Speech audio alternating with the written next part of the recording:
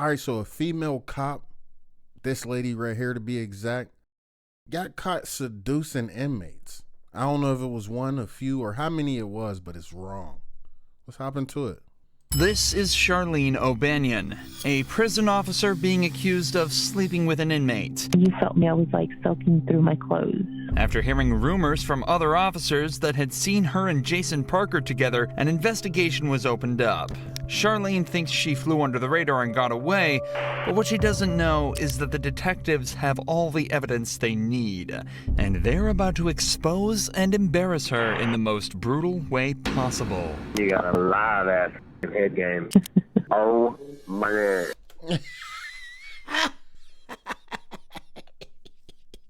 Hey, yo. All you saying, she sucked the calories off that meat. Then she, hey, yo. Ooh, baby, it's okay. That thing, you said that thing fine. Possible. You got a lot of that head game. Oh my God. Right from the start, Charlene plays innocent and pretends she doesn't know anything about the allegations. We're notified of a possible improper relationship between you and Jacob Parker. So we're here for that. See her turn her head a little bit like she ain't have a clue. Oh, you know. Just kind of want to talk to you about it and get your side of that story. I don't know anything about it. Okay. Have you talked to him on any jail phone calls or anything like that? No. None at all. Charlene. You already know. You gotta think. Yeah, yeah. You have. Shut up. Charlene is sure that this will work, but the detectives have much more evidence than they're letting on. And where would you think that this allegation would come from if there's nothing to it? Well, I had a feeling this was coming. So there was an inmate named Coker, Justin Coker. Okay. He got out of here for, I don't know what period of time. And he tried to contact me on Facebook. He sent me a message and I blocked him on Facebook. And I guess one time Parker was going back to Pequot. To be honest, I mean, if you gonna keep it like 1,000, you kind of should have reported that to your, supervisor, lead person in charge, sergeant, whatever the case may be. Definitely should have reported that. If you are a female officer and you have criminals, inmates that you are supposed to be watching over, if you're a county officer, a CO, you got to report that, bro. First of all, because if you wasn't on some freaky shit, you should have been feared for your life that you got a criminal in your inbox trying to find you because he's out. That's dumb. He used the bathroom and he was talking like at the window with me. Mm-hmm. And I guess Coker didn't like that, which I had no contact with him or anything. And Parker had told me that he had gone up to him and was like, don't talk to her or something crazy like that. So I'm just not trying to be rude here. Yeah. Why would you expect this conversation to come up from that? Like now, if that happened a few months ago. Charlene claims that the only time she's had contact with Jason was a single time outside the jail bathroom, and it was a jealous inmate that started the rumor. But the detective is about to share some evidence that instantly proves that Charlene is hiding something. I don't know exactly how it started, like who it started from, but I was told that it was brought to somebody's attention, and then we looked at jail calls. And there's jail calls between you and Parker. And all that stuff's recorded. So I don't think you're being completely truthful. Well, I kind of know that you're not. And I'm not trying to be rude when I say that. Yeah, no. I'm just kind of trying to lay it out on the table for you. Mm-hmm. So can you kind of tell me what's going on? I guess a few years ago, we talked, and then I ended up here, and then he ended up here. I didn't know he was here. I didn't, it wasn't anything like that. Apparently, Charlene. They saying y'all got y'all talking on jail calls, and you still trying to say that y'all was talking before time, and you didn't know that he ended up being in jail, and so how do y'all got jail calls? If y'all was talking before, but you didn't know he was here, and you ended up being an officer here, and then he ended up being an inmate here, but where did the jail calls come into fruition, bro? Charlene and Jason knew each other before prison and messed around before they both ended up here. This led to them joking around with each other here, but nothing else. Or at least, that's what she claims. In reality, the cops have recorded phone calls from inside the prison that tell a completely different story. So what about some of these phone conversations? No, not here or the phone. I thought. No, you were I just talking mean about phone. conversations y'all are having on the phone. No. Since he's been in here. Like sexual? Well, I'm not saying having phone sex. He ain't say nothing about sexual. Now, do you want to confess about something sexual? Talking about sexual acts. From what I'm listening to on the calls, I take it as that you've given him oral sex at some point, is what I gather from these calls. No, that was like in the world, but we never dated. We just. Okay. What kind of conversations have you had with him since you started working here and he's been in the jail? Just talking about what would happen after he got out. And then the jail call recordings, have you been talking to him like while you're at home? Like he calls you from the jail while you're at home, or? Mm-hmm. Okay. Just 15 minutes into this interrogation, Charlene's original story is seeming less and less like the truth. She's been caught in multiple lies, admitted to having sexual relations with Jason in the past, and calling him regularly from her own home. This is highly irregular behavior for a prison officer. That's her dude. That's prison bae. Like, I mean, it's clear as day at this point. That's prison bae. And it doesn't take a genius to realize something deeper may be going on. But the detective has some more questions pertaining to some more physical evidence. I haven't listened to this, but apparently there may be some talk in the calls about like photographs. Have you given him any photographs? I gave him a photograph of his mom, which he had asked for, and of his dog, Jax. Okay. Yeah. Have you given him any photographs of you? No, because. So one of the things we're going to be doing is like looking at cameras and stuff too. Has there been any times where y'all were alone? Or you go out of camera view or anything like that? Anything that's going to look suspicious that way? I don't think so. It's important to remember that Charlene has worked at this prison. Oh, she right up there in Ohio. She about 40 minutes away. Won't tell nobody else. For a while now, and as such will know all the ins and outs of everything such as security camera blind spots and patrol officer schedules. You'd think that with all this knowledge, it'd be easy to hide a relationship with an inmate. But it seems that she forgot about a few vital pieces of information. Not least the facts that all phone calls placed from the prison are recorded. But thanks to the detectives, she's about to be reminded of this fact in a devastating way. Hey, baby. Go back. Baby, guess Hey, babe. Yeah, I told you that's prison bait. what? What, babe? I just won the blackjack game. Yay. I just won $30. I got a lot of stuff to clean and get rid of before you come home. I'm just kidding. Yeah. I'm just fucking you. I was trying to make you think I have all these secret things. Yeah, I bet you do. What?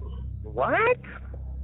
What? What do you mean? I don't know. You probably got this weird sex swing hanging from the ceiling. Kenneth probably thinks it's a swing set. Oh, if I had that sex swing, you better believe I'd leave that sucker up for you. I mean, that ain't the craziest phone sex, but this is dry hump. This is phone humping. It ain't phone sex yet, but y'all phone humping. Would you really? Hell yeah. You'd let me put you in it? Yeah. With a gag ball and everything? Yeah, babe. Listening to your own voice can be bad enough for some people, but listening to your own sexual phone calls in silence with two detectives in the room as you realize you've just been caught red-handed has got to be worse than any prison sentence there is. However, with the language they've used so far, there's no evidence that the pair have actually engaged in any sexual acts. But that changes quickly as Jason begins to directly incriminate Charlene on the call. I just want you to look at me sometimes and be like, damn, my woman's fine. Fine as wine. Mm-hmm. And you got They two corny ass motherfuckers too. Fine as wine. Shut your goofy ass up, man. You over here trying to juice this cop. You know that girl ain't fine as wine. Fine as a motherfucking pig in a blanket. a live ass fucking head game. Oh my god. And you got a live ass fucking head game. You got a lot of that fucking head game. A lot of that fucking head. Oh my god. It wasn't my best moments. I was just trying to get it done. It wasn't my best moments. I was just trying to get it done. So, in other words, she was going Glock 3000 on that thing. Whew. What the fuck is going on, bro? She look dumb right now. Look at her. You can't get no dude on the streets. You had to risk your job, your career.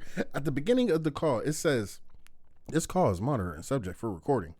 Are you in bed? Don't even get me thinking about that because it makes me so horny.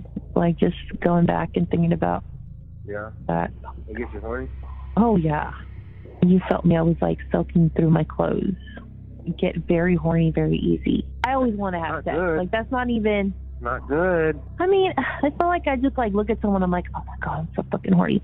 No, like, of course, like, I only get horny for you. You can't see. Yeah. Cut the bullshit. You busted. You capped out. I want to hear nothing else but I'm sorry. Because you about to start crying in a minute. I'm sorry. I should have never did this. He forced me. How that sounds from like my point of view, like a more recent thing than 3 years ago. No? The audacity she has to say no after hearing that phone call is truly remarkable. But to her credit, she's not going down easily. The detectives try asking her if she thinks Jason would cover for her, and she still doesn't break, sticking to her story that everything that happened outside of prison. Technically, this story could still be true with this phone call, but it... I was about to say, like, if he talking about how good the head was and all of this and all of that, I mean, technically, like dude said, it could, and nothing said that, yeah, whenever he gave me head in the shower, whenever we go on wreck, pull me to the side, I need some more out of the head, and he ain't say nothing crazy. It could be an old relationship, but at the end of the day, it still violates code of conduct and whatever that shit is when the officer is seducing a person that they clearly have more power over than. Definitely is odd for the couple to be recounting events from over 3 years ago in such detail, especially when earlier she struggled to remember any details about their relationship. You talk about how profound this was, like just giving him this blowjob was, but you like don't remember anything about it. It's like telling me something, but you're having trouble coming up with details about it. You know what I mean? Like if it's that profound. I mean, I gave him a blowjob. How do you describe the blowjob? I mean, is that Well, what I'm you not want want me to know do? like about the blowjob. I'm just Yeah. So if this is a He just said factual thing that happened 3 years ago, I feel like you would kind of remember some stuff about it. Like I feel Yeah, I like, mean, like we said in the car, like when I You gave that nigga car head? Y'all ain't do a thorough investigation on Shorty's history for y'all hired her to control the inmates. asked you who was there, him of course, like when y'all met or whatever, and then when I asked like who else, you said it was like a bunch of friends, yeah. but like you can remember one I mean, chick's I was with name my after friend you Chris. think about it for 30 seconds. So Yeah, I mean, that's I was- not making sense to me. You seem to have blanks in your memory when we get to certain details, but you remember being groped in the blowjob from 3 years ago. Find that hard to believe. Okay? This is your one chance to be honest with us. Yes. Once we get up and walk out and we're done, we're done.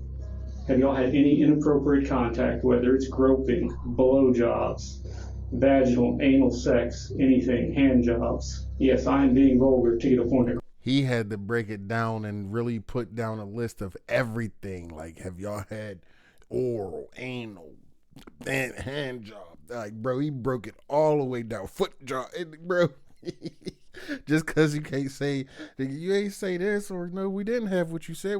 He named everything you possibly could have. Cross. Yeah, no, it's not. None of that. Just as the detectives say, things really aren't adding up. Yet she's still sticking to her story. Or at least she was, before a switch flipped and she said this. And what is it? I might have given him a blowjob in the back part of the In the back part of the quad? Okay. How long ago was that? I might have. I don't know, a few months ago. The secret's out, and Charlene has confessed. But this matter is more complex than it may seem. In cases of officer-inmate relations, the main question that arises is the issue of consent. Given that Jason and Charlene knew each other prior to being in prison, it's not wrong to assume that consent went both ways in this interaction. However, in these cases, that's actually completely irrelevant. According to a 2005 report, federal law criminalizes all sexual relations and contact between prison staff and inmates, and that all sexual relations between staff and inmates are considered abuse, even if the act would have been considered consensual if it occurred outside of a prison. This is because of the huge amount of inmate abuse that was observed in prisons. In 1996, it was estimated that between 12 and 14% of all prison inmates had been sexually assaulted, and the officers were rarely punished. So to prevent this, a zero-tolerance policy was introduced to try and prevent abuse towards inmates. A policy, it seems, that Charlene completely ignored. I'm gonna ask, but I feel like I know the answer. I'm losing my job. So that's not really up to me. Internal Affairs is aware. Investigation is separate from ours because it's two totally different things. So Yeah. What kind of charges would, like... So it's I was about to say, you worried about losing your job, but at the end of the day, you really should be kind of worried about going to jail. it's illegal to have sexual contact with an inmate as an employee. So I said the ball kind of be in their court, but I'll let you know as soon as I hear something. I mean, would I go to jail? That's up to the DA's office. As it turns out, Charlene would lose her job, and the only time she'd ever be allowed back in jail would be for the 100 days that she'd be made to serve after being found guilty of sexual activity with a person in custody. She was sentenced to 100 days. 3 months is 90 days. So she did 3 months and 10 days to be exact. So so just say 3 months. She did 3 months. She lost her job, did 3 months. Probably pretty embarrassed. Not to mention, she could have lost her crib in them 3 months if she didn't have back money to pay ahead of time. Landlord could have wanted to put her out since she was going to be maybe a felon or have some type of criminal history. A lot of stuff that could go into that type of stuff. But me personally, I've been in jail before, bro. So if you willing to fuck one of the guys or give somebody some ass in jail, hey, more power to you, lady. Said, I ain't even gonna lie to you. Oh, well, I don't even look at it like that. I mean, but at the end of the day, it is like a teacher having sex with a student, except it's not really a minor. But you can't, like he said, you can't really give consent, being that you're an inmate. You could feel like totally powerless. And they said between 12 and 14% of everybody, that's 12 people out of 100, was sexually assaulted while they were in jail. Yeah, got to crack down. Zero policy on that, or zero tolerance policy on that. I definitely understand. But yeah, make sure you sub to the channel, like the video. Let me know what you want to see me react to next. I'll catch you on the next one.